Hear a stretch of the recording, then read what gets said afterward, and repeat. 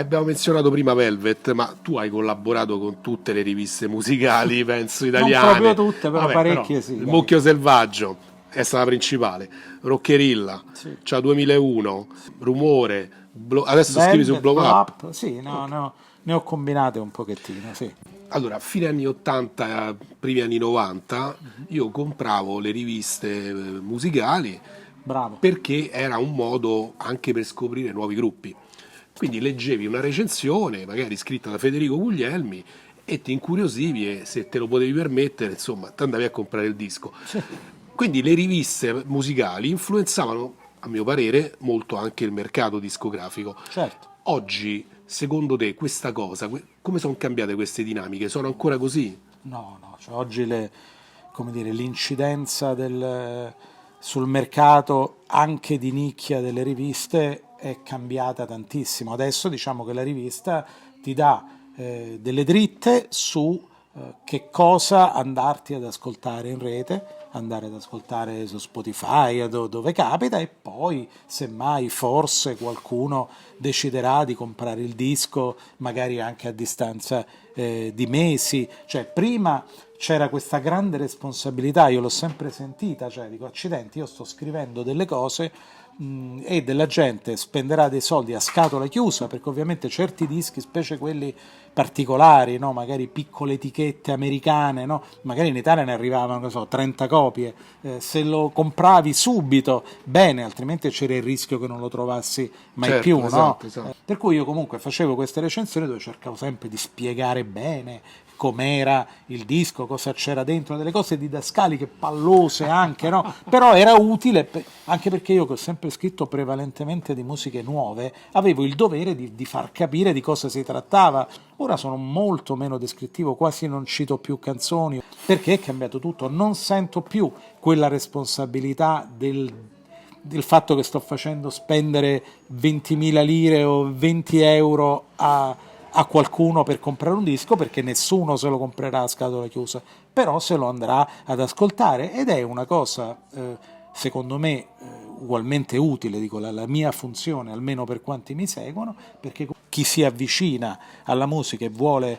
approfondire, vuole conoscere, eccetera, può sempre avere in un certo tipo di critici che sono, a ragione o torto, ritenuti Autorevoli. competenti, autorevoli, esperti, quel che è, li leggono e vedono su che cosa orientarsi. Nel 1985, nelle note della copertina interna di un disco in vinile, Sì, beh, certo. presentavi in questo modo una nuova band di rock italiano.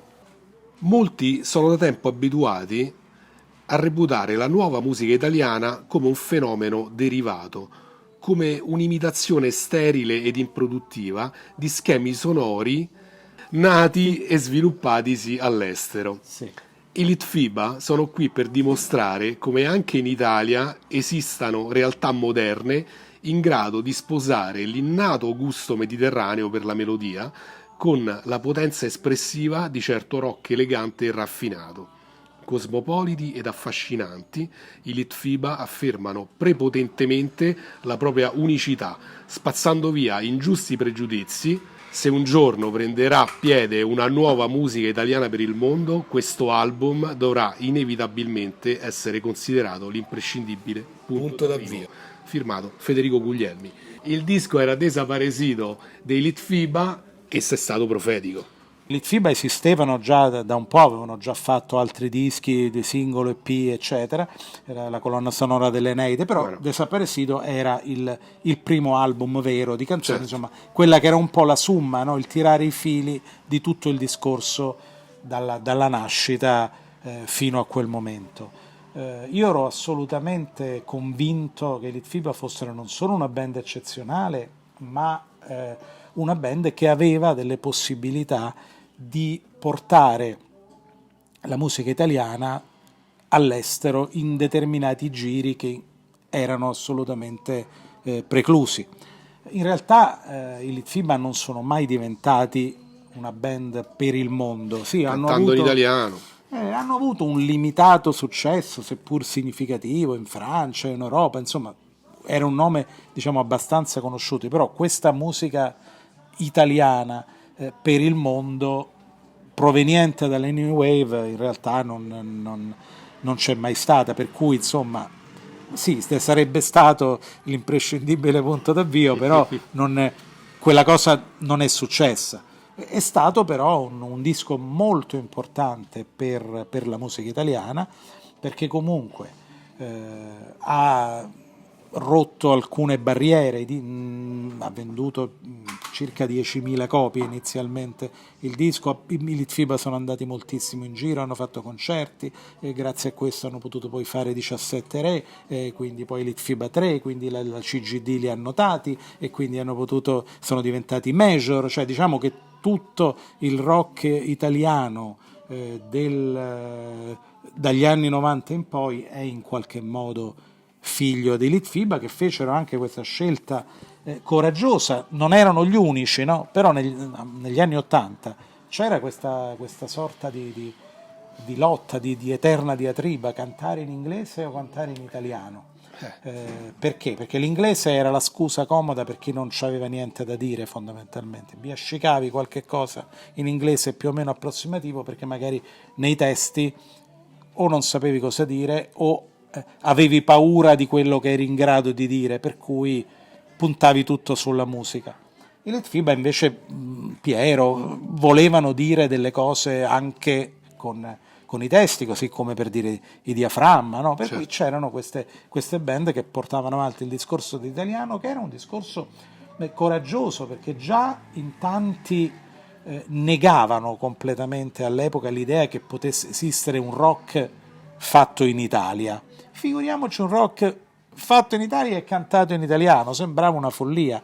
Invece, grazie a questi pionieri, si è dimostrato che era possibile farlo bene, che era possibile riscuotere comunque anche a livello nazionale, di massa, diciamo, un interesse che prima non c'era. Negli anni '80 era tutto molto molto di culto, molto sotterraneo, no? Mentre poi dagli anni '90 in poi, a cominciare dai Litfiba, sono emerse in realtà a livello di numeri grossi, ecco, cioè centinaia di migliaia di copie vendute, non migliaia o addirittura centinaia, come capitava in molti casi.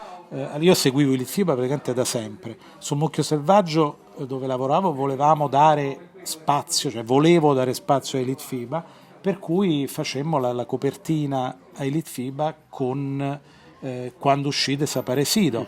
I Litfiba vennero a Roma, fecero le foto con il nostro fotografo Luciano Viti, che è diventato un fotografo immenso, brevissimo, andammo a Fiumicino a fare queste foto al tramonto, quindi un servizio bello. Quella di Piero invece della copertina fu fatta in studio, e nelle prime edizioni di Desaparecido dietro c'è la testata Mucchio Selvaggio, scritto Supported by il Mucchio Selvaggio, perché proprio era, come dire, una presa di posizione mia, che poi sono riuscito a fare in modo che diventasse della rivista, convincendo l'editore, e quindi era proprio un'operazione mirata. Comunque è fantastico che tu credessi in una band e ti adoperassi così tanto per supportarli, per promuoverli. Ma erano altri tempi. Io mi ricordo il primo disco dei Gang, il mini autoprodotto dei Gang, mi arrivò al giornale così, con una letterina: oh, siamo i Gang, abbiamo fatto sto disco, ascoltalo, speriamo che ti piace.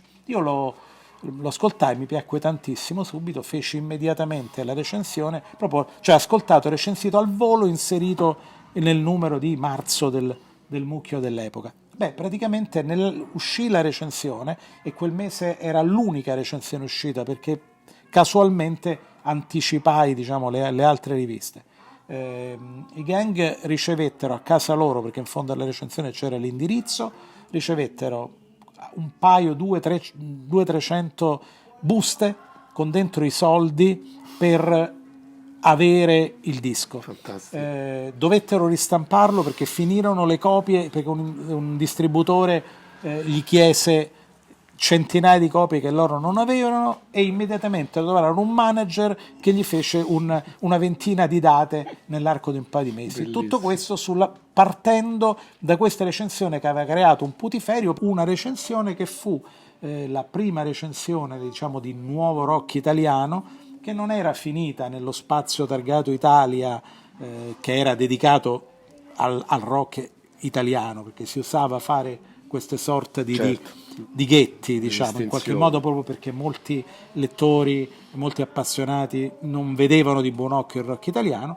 Questa dei Gang era perfetta perché era un disco, ok, italiano, ma aveva tutti i crismi del disco, diciamo, internazionale, per cui feci l'atto coraggioso per la prima volta di metterlo fra le recensioni normali, quelle dei gruppi stranieri, e quindi Io successe quello che successe. trovo fantastico che tu, ecco, appunto, cioè, facessi veramente una cosa appassionata, non fosse semplicemente scrivere il compitino, no, la recensione del disco che ti è arrivato, uno dei tanti, ma No, no, ragazzi, bensì proprio, ecco, era una missione, diventavi strumentale nel successo, insomma, nel successo comunque vabbè, quello quel che minimo fosse, di certo. attenzione, ma tu considera che cominciai a scrivere nel 79 perché io vedevo che questa musica straordinaria, eccezionale, nuova, che era la cosiddetta New Wave in tutte le sue manifestazioni, in realtà veniva spesso snobbata o se non addirittura schifata. Eravamo in pochissimi, cioè c'era Claudio Sorge, c'era Red Ronnie,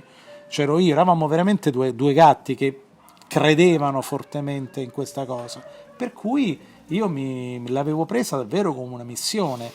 Voglio scrivere di questa musica, voglio far conoscere questa musica a più gente possibile. Non mi proposi a Rockerilla, che sarebbe stato il giornale più logico, perché era interessato soprattutto a questo, bensì al Mucchio, perché per qualche strana ragione speravo di aprire questa musica a un nuovo pubblico, perché il Mucchio era molto più chiuso sul classic rock, sui cantautori e tutto il resto, per cui fece, capito, questa cosa proprio con l'intento di espandere, di allargare, e tutto quello che ho fatto anche gli anni successivi è stato proiettato verso questo obiettivo, cioè far conoscere tutta la musica che ritenevo fosse più meritevole di quella che in linea di massima si sentiva di più in giro, e Certo. bisognava vincere un'infinità di pregiudizi. Poi non parliamo, appunto, quando l'argomento era il rock italiano, appunto c'erano un sacco di gente che diceva no, vabbè, il rock in Italia, dai, su, cioè, ma che scherziamo, Senti, tu hai menzionato le radio. Sin dal 1977 Sì. Gennaio 76. sei stato speaker ed autore radiofonico Sì. per Radio 5, Onda Radio, K- K55, Punto Radio, quindi radio private romane, prima di approdare poi alla Rai, insomma, nell'81, Sì. eccetera. Tu hai fatto Stereodrom, Stereonotte, Sì, sì. Master, Ne ho eccetera. fatte tante, sì. Quanto e perché erano importanti queste piccole radio private? Erano importantissime perché pur con tutti i loro limiti, soprattutto di ascoltabilità su vasta scala, perché Certo, le molte delle frequenze. radio erano radio poco Locali. più che di quartiere, diciamo. Erano importanti perché chiaramente dovevano riempire i palinsesti, quindi cercavano di diversificarsi fra di loro anziché fare come oggi che tutti mandano le stesse cose, e dovevano quindi si aprivano a cose alle quali le radio istituzionali non si sarebbero mai aperte. Per cui ci stava che la sera, che magari c'era un ascolto tipo diverso, c'erano i programmi rock, no? E nessuno stava lì a pretendere che trasmettessi qualcosa invece di qualcun altro. C'era un'infinità di radio. Erano anche fonte, di nuovo, per scoprire cose che altrimenti non avresti scoperto, perché non c'era neanche la TV, non c'erano i canali musicali, non c'era internet ovviamente, quindi le fanzine, cioè le riviste Le musicali riviste e o le radio private. Certo, diciamo che c'erano più o meno ogni radio privata, non proprio tutte, ma quasi tutte, avevano un loro spazio cosiddetto alternativo, dove c'era qualcuno che, armato di buona volontà, trasmetteva questi dischi strani perché li aveva comprati e che quindi li faceva conoscere, e quindi c'era la possibilità un minimo di avere un riscontro di quello che si leggeva su carta, e quindi si poteva capire, ah sì, questi mi interessano di più, questi mi interessano di meno. ho cominciato che ero giovanissimo, non avevo nemmeno 17 anni quando ho fatto il primo programma, perché mi piaceva la radio. Io ero un grande fan di Carlo Massarini, che ascoltavo in Rai, che era uno che faceva in Rai quello che avrei voluto sentire, no? Andai a bussare alla porta di questa piccolissima radio. Io all'epoca abitavo con la Balduina, quindi in alto, c'erano un sacco di radio alla Balduina, perché col fatto che si stava in collina, Certo, no? Le antenne la ricezione era migliore. prendevano più area, e per cui mi andai a bussare alla porta e niente, dopo pochi giorni avevo il mio programma di musica americana in generale, cioè trasmettevo da Patti Smith a Jackson Brown, quindi rock, diciamo, in senso lato. Non mi ero ancora invasato per la New Wave, quello sarebbe successo poco dopo. Non andavo al di là delle band che facevano gli album, quindi che so, Patti Smith, i Ramones, i Sex Pistols, insomma queste cose sì, si conoscevano, però le cose più oscure no. Diciamo che in diretta, in maniera attenta, mi sono, diciamo, tutto l'onda lunga del primo punk, e dal post-punk in poi ho seguito tutto in diretta, cioè per dirti, comprai il primo singolo dei Cure a Londra, che era appena uscito nel negozio che aveva l'etichetta che l'ha stampato, la Small Wonder. Certo. Cioè, quindi il primo singolo di Cure è del 79, ecco, da allora in poi ho seguito tutto quel movimento. Senti, ma in maniera capillare. Qualche riscontro invece degli ascoltatori, qualcuno che ti chiamava, che ti chiedeva? Sì, assolutamente, cioè, c'era gente che chiamava, chiedeva, voleva sapere se gli potevo registrare le cassette, voleva sapere dove trovavano i dischi, e poi un giorno che capitarono in radio. Allora ero appunto Radio, che è stata l'ultima, ed era una radio grande, molto seguita, e capitarono lì due ragazzi di Roma che erano i proprietari di un negozio chiamato Roxette, che stava fra l'Appia e la Tuscolana, perché la gente andava da loro a chiedergli questi dischi e loro volevano sapere come fare per poterli vendere. Quindi io dissi: eccomi qua, ci penso io, facciamo gli ordini in America. Quindi mi misi a fare gli ordini in America, andavo lì da loro nel negozio 2 volte alla settimana per fare gli ordini, e facevo da commesso, perché quando c'ero io veniva più gente per parlare con me, che ero quello che faceva la radio, e poi avevo già cominciato a scrivere nel 79 sul Mucchio Selvaggio e tutto, per cui insomma in qualche modo ero una piccola attrazione. I gruppi che abbiamo menzionato prima, Gerson Fatal, Fastenbelt, suonavano spesso in un noto locale romano per l'epoca, che era il Wanna Club. Sì. Tra l'altro Fastenbelt credo abbiano anche vinto una manifestazione. Sì, un contest. Tu ci andavi al Wanna? Che Sì, ambiente c'era? Che si respirava là? A Luona ci ho fatto anche per un breve periodo la discoteca New Wave, tipo nell'81, roba del genere. Il Luona era un locale fighissimo, stava sulla via Cassia, diciamo abbastanza fuori, prima di Tomba di Nerone, soffitto molto basso, un po' di meandri, diciamo, un grande stanzone. C'era sempre molta gente, era sempre molto pubblico fitto, molto caldo.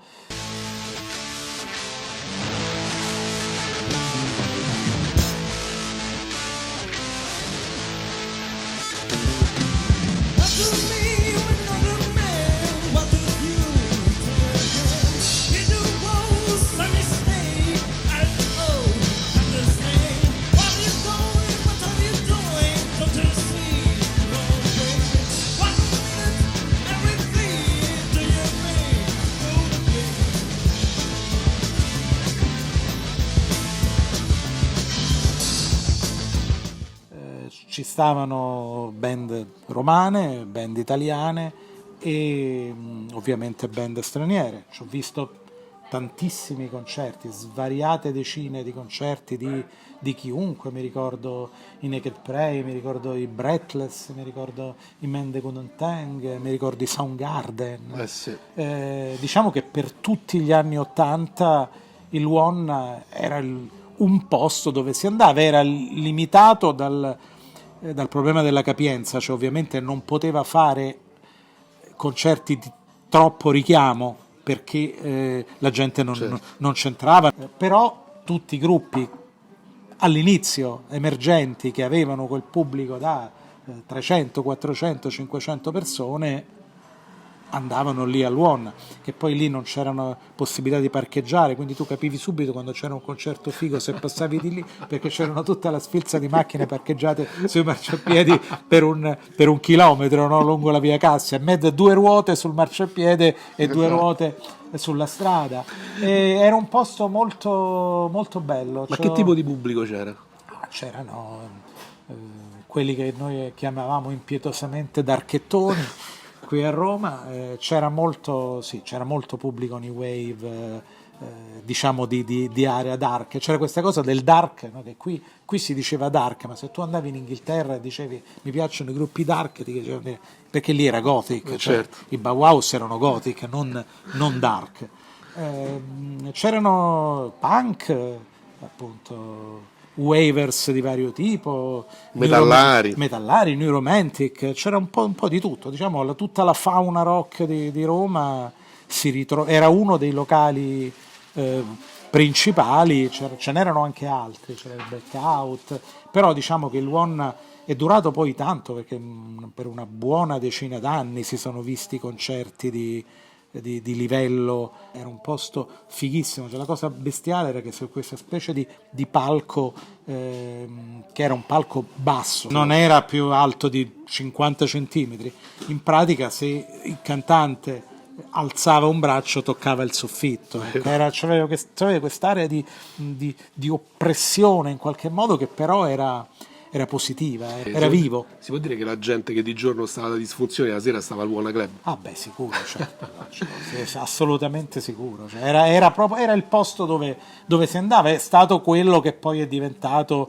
molti anni dopo il Circolo degli Artisti, no? Tutti certo. quelli che andavano a disfunzioni poi andavano al Circolo degli Artisti. Esatto. E negli anni '80 disfunzioni musicali e il uomo. Federico, grazie mille veramente per Figurati. questa Grazie a te. testimonianza. Grazie. Grazie. Se ancora non l'avete fatto, iscrivetevi al mio canale Radio Dario Berlin Rome. Grazie.